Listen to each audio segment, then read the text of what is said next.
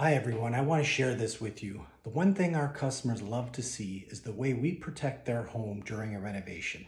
Let me show you. We start by putting a wax-based paper down and we adhere it with a low-tack tape. This is to protect the hardwood finish when we remove it. Now the paper can withstand a paint spill or light traffic, but not what we got going on here.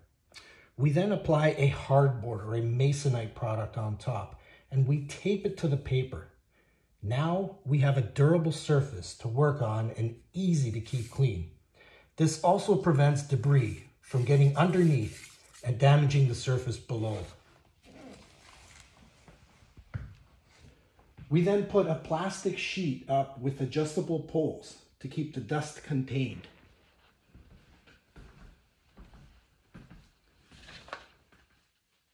And last but not least, we put a filter cloth behind the return air to keep the furnace and the rest of the house as clean as possible.